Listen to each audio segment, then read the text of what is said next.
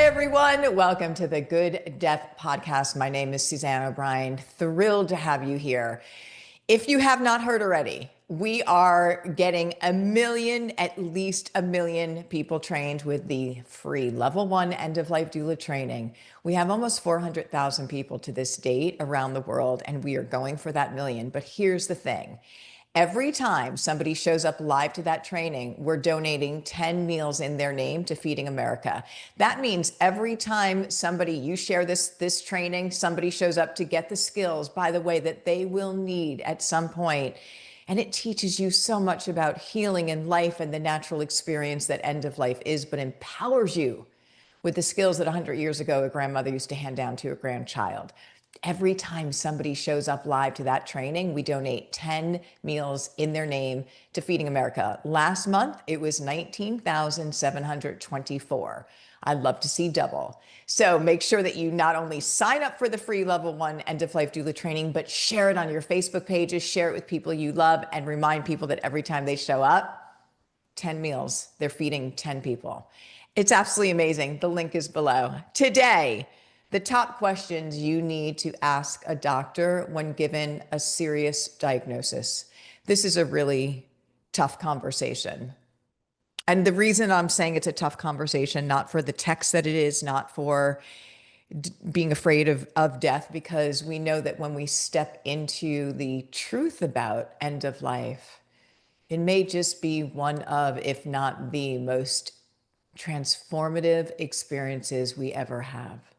So it's not about the fear. The hard part about me having this conversation is the amount of people that come to me in crisis, in shock, and they have their end of life not go well over and over and over again. And it's because of living with the awareness that end of life will be a part of the journey, is not in their world. I was on a podcast, I was being interviewed, and they asked me, what do you think the biggest mistake we're making about end of life, about death? And I said, pretending that it's not going to happen. Because when we do, and we know that it's going to show up at some point, and it's that gray area that you start scrambling and doing things and grasping at things to run the other way, that can cause so much more pain and suffering. That person dies anyway.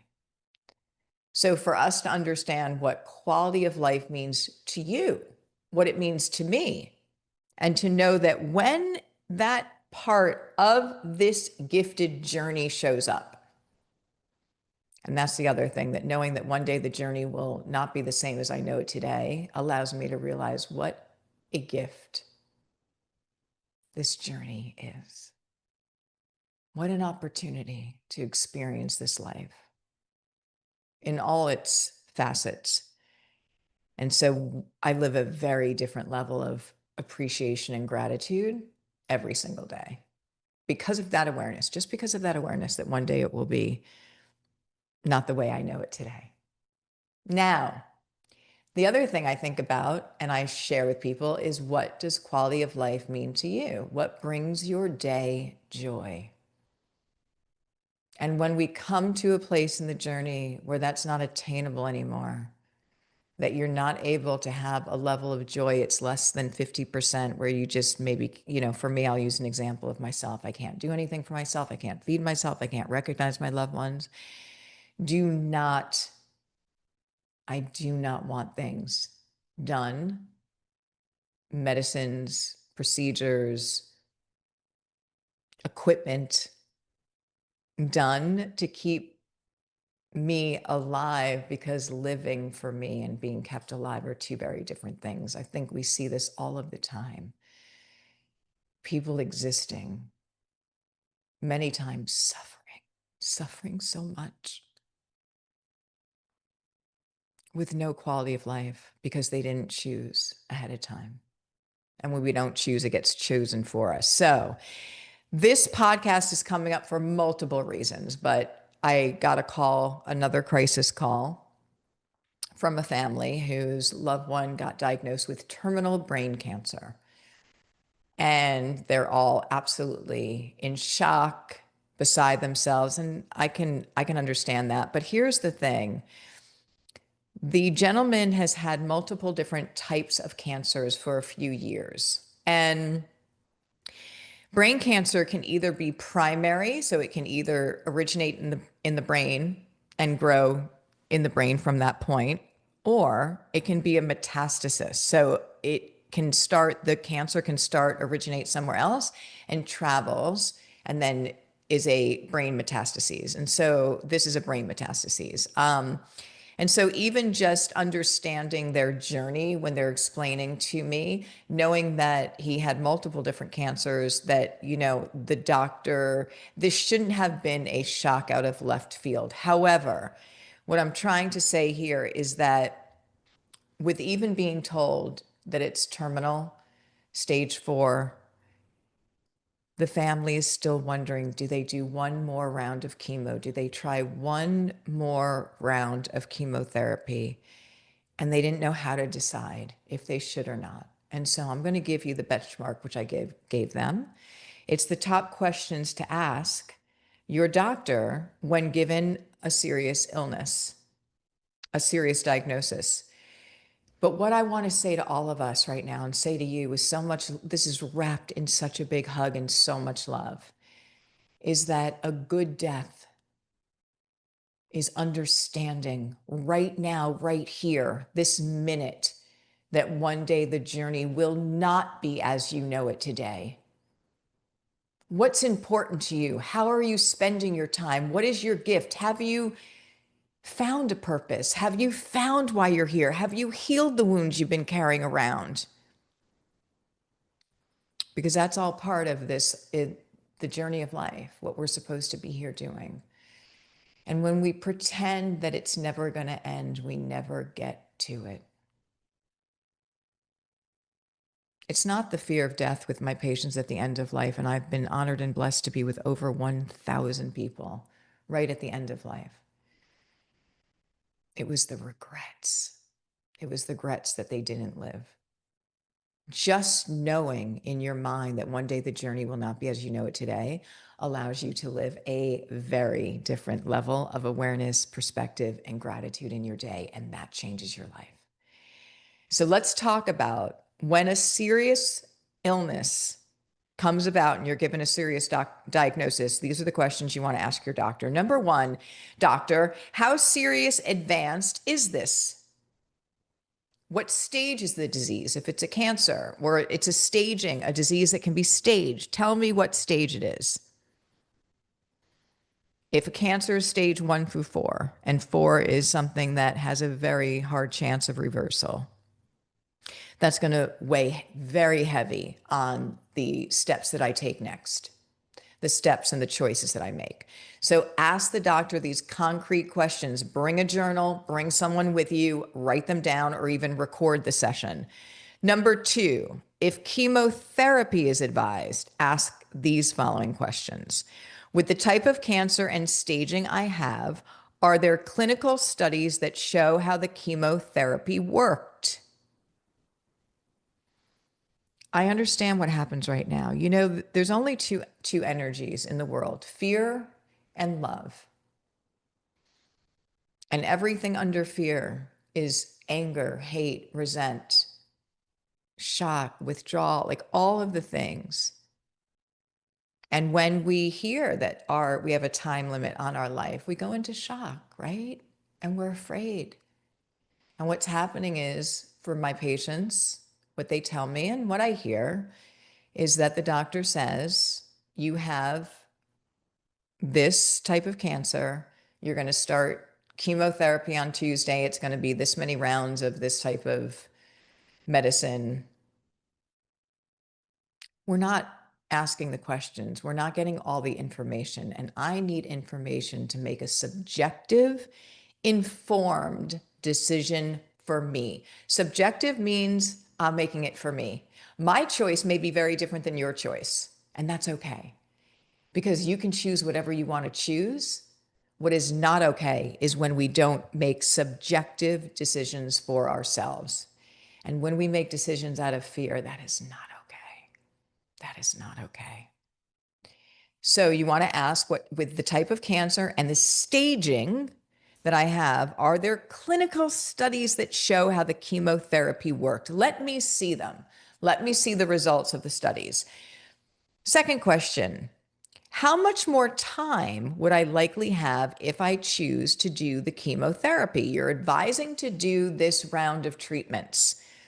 How much time could that possibly give me? Because if you're going to tell me it can give me another 2 to 3 months, but as I'm going to follow up with the next question, if that 2 to 3 months is going to be full of me being nauseous and having pain and being weak and suffering, and I have a very small chance of surviving longer than that, why would I choose that? Why would I choose that? So you're going to ask, how much more time would I likely have if I choose to do the chemotherapy? How long would the treatment be? How many rounds is it? How many times a week is it? I want to know everything. Now you're going to ask, during the treatment time, what are the side effects I would be subjected to? Don't find out when it's too late. Don't find out that you have intractable diarrhea when you're battling all this. Don't find out that you have tingling in your peripheral limbs and pain when you're experiencing it. Get all your information ahead of time. Not everyone has a side effect. Not everyone has all of the side effects, that's for sure. But gather your information so you can make decisions, because I cannot tell you how many of my patients would have made a different choice when they were very advanced in their disease process, would have made a different choice if they had their information. So you want to ask, what are the side effects I'd be subjected to? Then the next question is, what would my overall quality of life look like during treatment? Will I be sick most of the time? Will I be weak? You know, in the Good Death book, there is a story about two men who both got lung cancer, both 80 years old, both got lung cancer within a month of each other, and they both took very different paths. The one said, you know, I've had a good life. I'm just going to go home. I'm going to go on hospice. I'm going to be in my garden as much as I can. And the other gentleman, the doctor said, you know, Tuesday, you're starting rounds of whatever chemotherapy they were using. And both of these men lived about a year. And I remember seeing the gentleman who had chosen the chemotherapy route. And he was so weak and he was so sick. And he'd be at family gatherings, just standing alone, just miserable. And the other one, the other gentleman, I was told that he was, you know, telling jokes and he was gardening. And, you know, if he would get weak, he would just, you know, take a rest. Who do you think died the soonest? Who do you think died first? The man on the chemotherapy died about a month before the other one. But here's what I want to say, that year of life that they both had, the one who went on hospice care had such a high quality of life. He was seeing friends, he was making jokes, he was gardening, he was laughing. The other one, sick and miserable. Now, I'm not telling you what to choose. I'm just saying get all of your information to make sure you're making the right choice for you. Because for this gentleman with the brain cancer, this is my greatest fear. He's got children, he's got friends, he's got a wife, he's got, you know, all these people that love him. If he chooses to do another round of chemo when there's not a chance that it can be reversed, he's going to end up sicker and sicker and sicker and have his end of life and miss this last window of time with his loved ones. Because if you're sick and nauseous and weak, are you able to visit with your children? Are you able to enjoy those moments? Not really. Not at all. So that is a story in the Good Death book, and it's a really good one about the two gentlemen. And again, there is no telling you what to choose. It's telling you to make your decisions with educated information based on what you want to do. So you want to ask them, will I be sick most of the time? Weak most of the time? How will my overall quality of life be? Pretty awful. Well, then, you know what? Thank you, but no thank you. How likely am I to be hospitalized for chemotherapy complications? That is a thing, everyone. So when I was on oncology unit, we had people coming in the cancer ward with new diagnosis, metastases, with chemo complications all of the time, and with having their end of life, having their end of life. Chemo complications are no joke. In the Good Death book as well, I have a story about Madeline, who broke her hip at age 44 because of chemo complications. Broke her hip. 44, in the hospital cancer unit. Within 3 days, she had her end of life because of a pulmonary emboli that broke loose from the broken bone. You have to remember, chemotherapy kills the bad, but it also kills the good. And it's a very hard course to endure. Get all of your information. Will I be unable to do the things I enjoy? Shouldn't that be the benchmark always? Ask that question. That should be your benchmark. Quality of life. What do you enjoy? I enjoy having conversations with my family. Well, if you are nauseous and sick and weak, you may not be able to have them. I'm putting that gently. Ask them, do you add in any adjunct therapies to the chemotherapy, such as Reiki therapy, nutrition plans, vitamins and mineral supplements? Are you progressive? Are you holistic? There's a temple that I worked at in Thailand, and I did doula givers trainings there in 2019. And people were very, very ill and having end of lives there. And one of their protocols was a forgiveness protocol. So they did a 4-point protocol, taking all of the sugar out of the diet and eating plants, plant-based, doing yoga, doing meditation, and practicing forgiveness.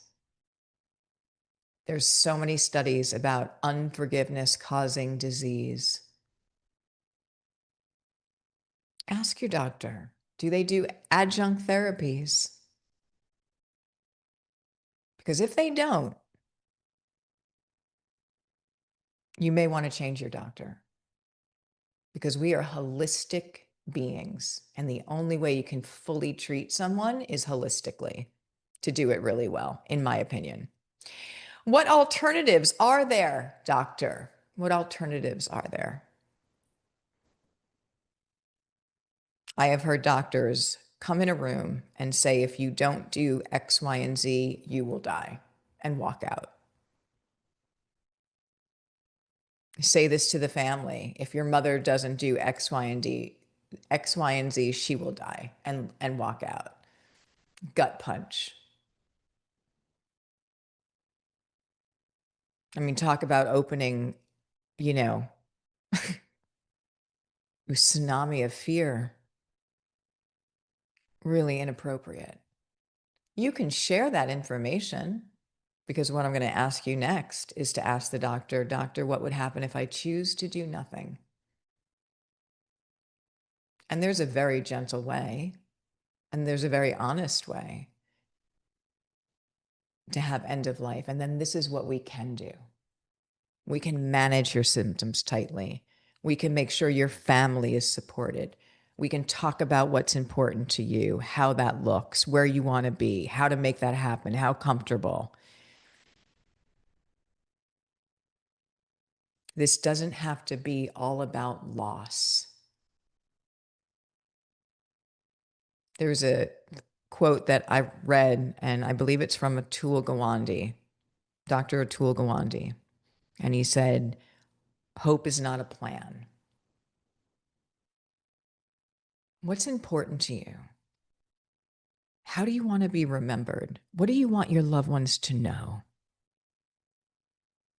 These are all things we should be doing now. So when you ask these questions, you're going to be able to look. First of all, the first thing I want to do, and I'm going to give you this doula giver's pearl in a minute, is to just breathe. When we are given a serious diagnosis, just breathe and stop. Nothing is a crisis and nothing has to be decided at this minute, although they sometimes put the pressure like you do.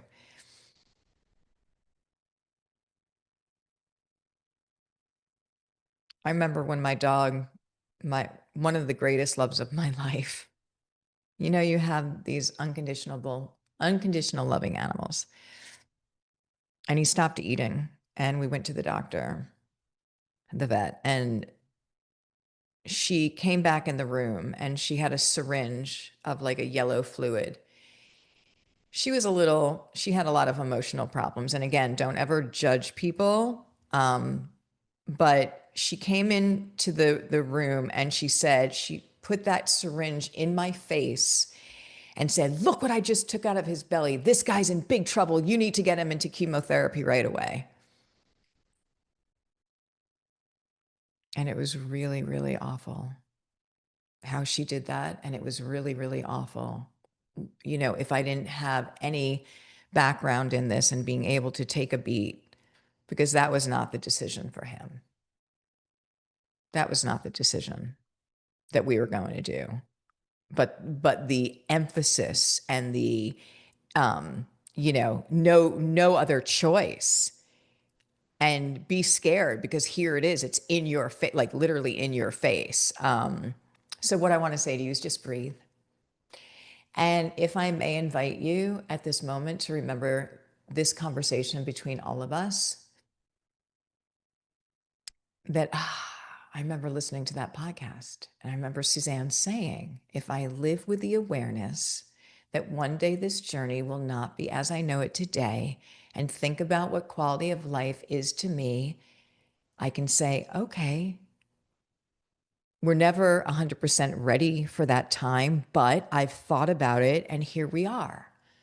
So I do know what's important to me. I do know how comfortable I want to be. I do know what quality of life benchmark is to me. So a doula giver pearl is to remember that making a hasty or fear-based decision can lead you down a path you may not be able to change down the road. That's what I'm worried about this family, is that they're going to go into this. And when people are very, very sick as they are, to put chemotherapy on top of that can sometimes be the finishing of all of that. And they die without being able to have any quality of life and time with their loved ones. That's where they sound like they are. And Doula Giver's Pearl number 2 is understanding that quality of life is the benchmark of all decisions to be made. Quality of life is subjective and is for the person to decide. It's not for your family to decide. It's for you to decide for you. Every decision should be made from this reference point of quality of life. We have a Doula Giver graduate who is now an educator, community educator for a hospice. These Doula Giver specialists are doing incredible, incredible things in the world. And she said, "Suzanne, I've been doing the Good Death seminar series. I've been teaching. I'm out there." She said, "It's amazing." And she said, "I have to tell you what happened. I was doing the top questions to ask your doctor when a serious illness is given." And this woman stood up and she said, "I don't have a question, but I have something to share with you." She said, "I have stage 4 metastatic breast cancer. I have children at home." And she said, "If I would have known these questions before, I would have chosen a very different path." I hope you just heard what I shared. She has stage 4 metastatic breast cancer with children, with a family. And if she had heard these questions, if she knew these questions to ask, she would have chosen a different path. We are all gifted to have this journey. We will all have challenges in our lives. We will all come to a place where our body starts to shut down. What is your benchmark? And when you are being cared for by a doctor who gives you a terminal diagnosis or a serious diagnosis, gather your information, sit with it, breathe into it, and then make the right decision for you. You are so incredibly loved. We are here for you. We are here together. And I'll tell you this. Let's leave with this. From what my patients have shared, there is nothing to be afraid of end of life, period. The fear should be not fully living. The fear should be getting to the end of this gifted journey and not having lived. Get out of your comfort zone. Go for it. Make sure you are choosing wisely how you're spending every day and who you're choosing to spend it with. Don't waste your time. It's your most valuable commodity. All right. I have the top 10 questions. I have the top questions down below. So I have a link down below. If you'd like to grab it in a PDF, it's there for you. And if you haven't taken the free level 1 end of life doula training, this training is empowering. This training is healing. It heals grief. And it inspires about life. It is 90 minutes. It is 90 minutes of your life that probably will be one of the best 90 minutes you've ever spent. So again, when you show up live, we are going to feed 10 people in your name. So share with your friends. This is a live event. The link is below to that, and I'll see you there. Thank you everyone for being in this podcast. My name is Suzanne O'Brien. This was Ask a Death Doula, the Good Death Podcast. I'll see you in the next one.